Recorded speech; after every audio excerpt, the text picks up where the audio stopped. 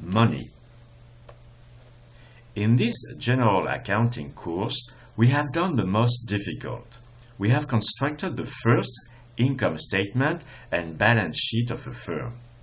Even though it is not an official topic of general accounting, let's have a glance at money. Money is the medium with which we exchange in a community. At first, when it appeared in the Middle East in the civilizations of antiquity, in the 3rd and 2nd millenniums, money incorporated its own value, that is, gold nuggets had themselves the value they represented.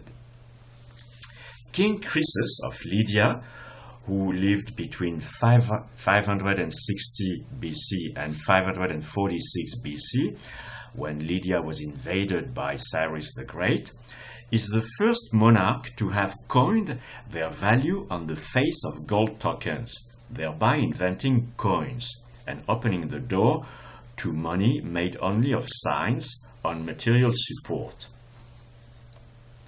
In antiquity, as well as in Roman times, and later in the centuries of the 1st and 2nd millenniums AD, money was often debased by the authorities. Here is the mechanism. Think of this as a gold coin, where indeed the face value, 1 of a certain currency unit, is the value of the quantity of gold in the coin.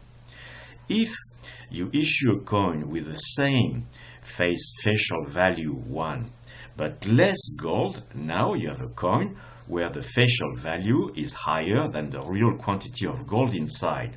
That is called the debasement of money.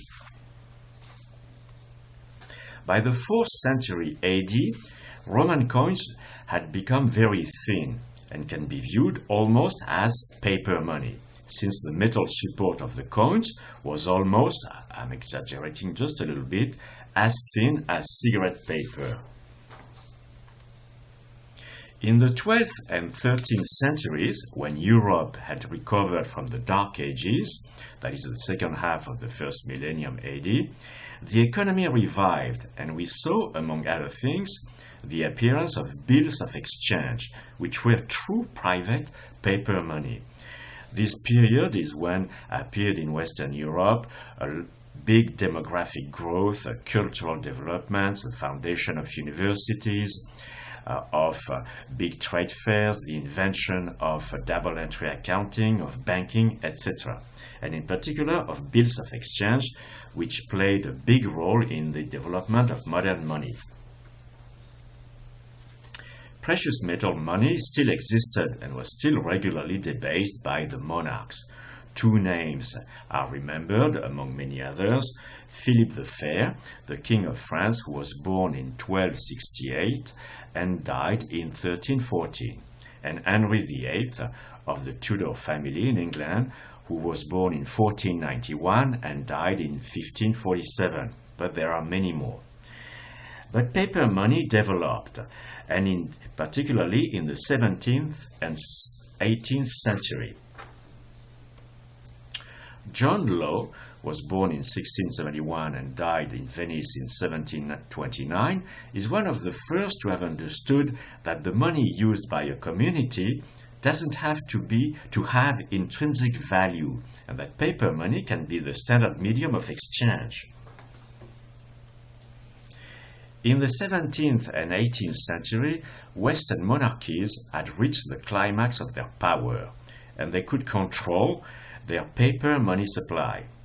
In the 19th century, even though monarchies had declined, the central power remained.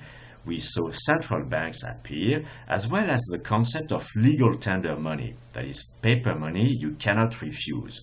Of course, I'm going very fast over a complicated history. Remember that the foundation of money, of paper money, is exchanges in communities, and therefore is accounting. The biggest problem posed by money which does not incorporate its own value, is how to preserve the stability of its purchasing power. Said another way, how to preserve the stability of its prices. The most common sense idea is that the prices are related simply to the quantity of money in circulation.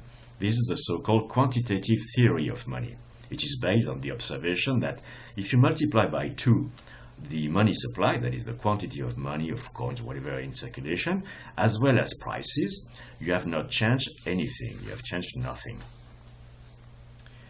But despite fast talkers like Milton Friedman, who have pounded the idea all their life and written books making the apology of free markets, it is a simplistic idea.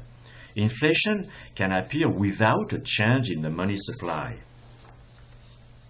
Friedman said, inflation is always and everywhere a monetary phenomenon.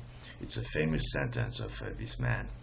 In our view, however, inflation is a social phenomenon. When a subgroup of society can impose the price of something it controls, be it work or real estate or other things, a power struggle sets in within society between various groups. If the state authorities are powerful, they can impose price control. But this leads to all sorts of dysfunctionings, the first of which is black market.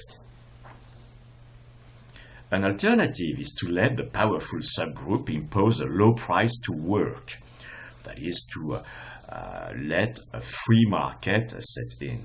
But this leads to a society where a large group is dominated and exploited by a smaller one. To figure out how to maintain the stability of prices in a society and where life is acceptable will require a very clear mind. Remember that the foundation of the problem is in the recording of exchanges, that is, it is in accounting. And let me finish up this digression on money with the following observations. First of all, nation-states in the 21st century are losing power, and this explains many evolutions in Western societies. Secondly, we witness the appearance of new private money all over the place in England, in the United States, in Australia, and also in France. These are called local exchange trading systems, but they appear all over the place. And thirdly, computers and internet will make new private currencies easy to create. So we are at the beginning of big changes in money and societies.